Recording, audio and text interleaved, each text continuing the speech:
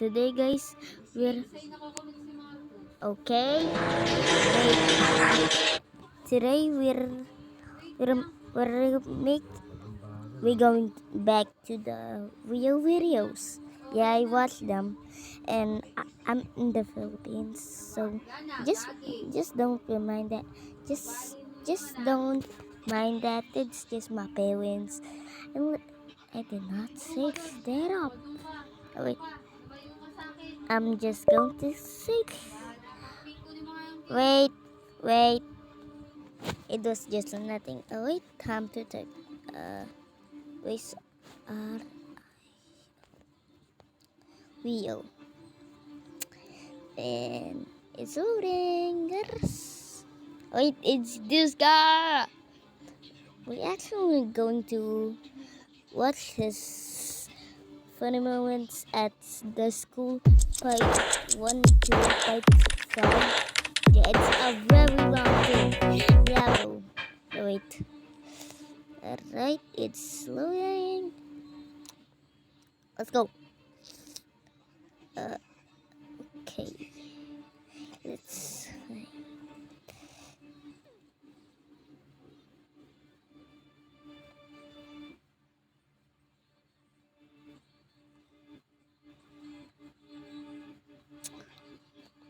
Wait.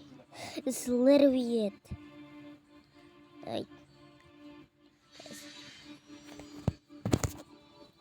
Funny moments sa school experience.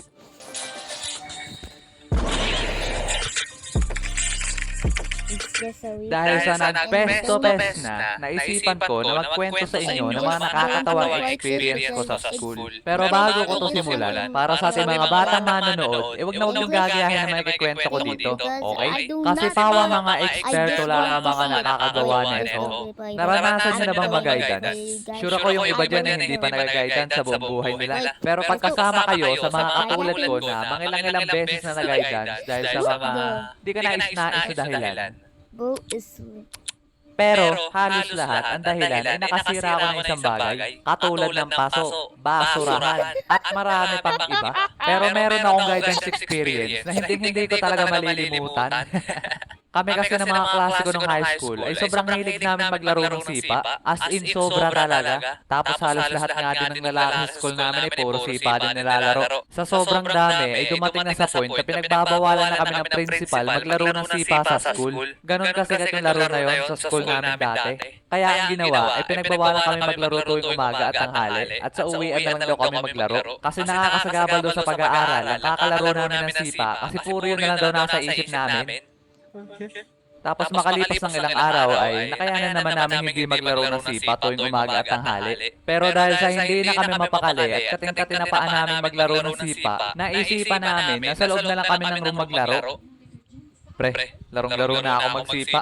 Ako nga din, kating-katina pa ako maglaro. Hampas mo yung paa mo sa kantuhan ng pinto. Ewan ko lang kung mga tipa yan. Eh kung sa mukha mo, hampas ko tong paa ko. Alisin mo yung kamay mo, maya-maya basag lalaogan mo sa akin. Anong sabi mo? Teka, may naisip ako. Dito na lang tayo sa loob ng room maglaro. What happened to Tara. Yun! Kaming apat lang nasa room nun kasi lunch break. Kaya perfect timing sa amin magsipa noon sa loob ng room. Hanggang sa naging araw-araw na namin ginagawa yun, ang magsipa sa room sa tuwing tanghali. At buti sana kung matinong sipa ang laro namin ginagawa. Kaso hindi. Ang ginagawa kasi namin, inilalakasan namin yung huling sipa para bumording na mabilis sa kisame. Nang sa ganun, hindi basta-basta mapipick up yung taya. 1, 2, 3, 4. Wait. Continue. Let's continue.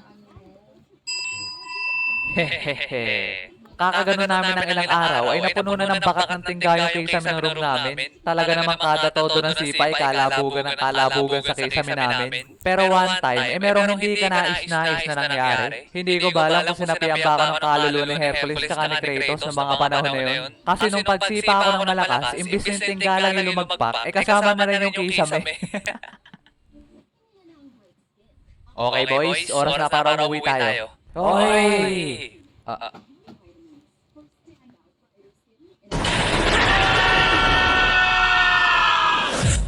Wait lang! At boom, lagpak kami sa guidance office. Talaga namang nasermonan kami ng malala doon. Tapos ang masama pa dito ay pinapatawag ang magulang namin at masususpensya daw kung sino man di makakapagdala sa school. Kinabukasan, noong mga panahon pa naman na yun, nakikikira lang ako sa tita ko at ayaw ko naman siyang abalahin kasi busy siya sa trabaho. Nakakahiya din naman papuntahin siya sa school tapos ang maririnig lang niya doon ay puro kalokohan ko pinagagagawa. Talagang no, maparend. Kaya kunento ko yun sa mga tropa ko na di ko kaya magdala ng parents o kaya guardian kinabukasan. Sila naman ay all goods kasi mapunta ang parents nila pero di ko alam kung all goods sila pag uwi. At dahil sa ayaw nila ako masuspensya, ay tinulungan ako ng mga tropa ko mag-isip ng paraan. At sa kalagitnaan ng aming pag-iisip, ay may pumasok sa utak ko na malupit ang idea. Mga pre, paano kung si Manong mag-ice cream na lang kaya papuntahin ko? Oo nga no. I've been into climbing, and climbing I use a lot of chalk and it dries my skin quite a lot. So I've been quite intentional. Oo nga no. Okay. Si Manong mag-ice cream ay talagang ka-close namin. Tropa pits na namin yun kasi sa tuwing tanghali at uwian, lagi kami nakatambay sa kanya at nabili. Talagang lap trip kasi lagi siya nasabay sa trip namin. Kaya pumunta kami sa kanya at kunento ang mga nangyari. At nakiusap kami na siya na lang pumunta sa office bilang guardian ko. At talaga naman tawa siya ng tawa nung narinig yung kwento namin. Sakit ang tiyan ko. Sige, payag ako. Basta, lagi niyong papakiuntun ako sa loob ng isang linggo It's a deal. At dahil doon, may matinda sa akin na guardian at tinawang suspensya. At buti na lang din, yung isa naming tropa ay may kaya sa buhay. Kaya siya na lang nagbayad ng pampagawa na kisame ng room namin. Lap trip talaga sa tuwing naaalala ko mga pinaggagawa namin noon. Nagkaroon na rin ba ng open forum sa room nyo? Kasi dati talaga, sa section namin, ilang beses na nagkaganto. Tapos ang dahilan, lagi nag-aaway dalawang circle of friends sa room namin. Madami pa naman yung dalawang magkakagrupo na yun. Halos tikalhati ba naman ang room namin. Tapos eto lang kami ng mga tropa ko. Mga kulangot lang sa ledgi. Minsan nga mapayapa lang kami nagtatawanan. Tapos hindi namin namamalayan, may nagkakainitan na pala sa paligid namin. Yung mapapatigil na lang kami kasi may biglang maiyak o kaya naman masigaw. Yun pala, may mga nag-aaway na. One time nga, sobrang intense ng away nila. Buto na lang nagsisigawan lang sila. Kasi pag may nanabunot doon, pihado magkakaroon ng Royal Rumble sa room namin. At pag nangyari yun, ay naandun na kami sa gilid, nakaupo, nanonood, na parang nasa front row seat ng sinehan. Pero hindi nangyari yun. Kaya pagkatapos nila magsigawan at magpalitan ng masasakit na salita, ay sumapit na yung lunch break. At nung naandun na kami nakain sa karinderya ng mga kaibigan ko, ay bigla kami naging marites. Ewan ko ba kung bakit tuwan-tuwa kami pag nag-aaway yung mga yun. Siguro dahil sa mga trash talkan nila na binudburan ng real talk. Dota 1 memories. At pagkatapos namin kumain, ay dumiretsyong Wait, guys. sabay yung upuan, mga nasa gilid na lahat. At grabe talaga yung atmosphere sa room ng mga oras na yun. Ramdam na ramdam ko ang kanilang nen.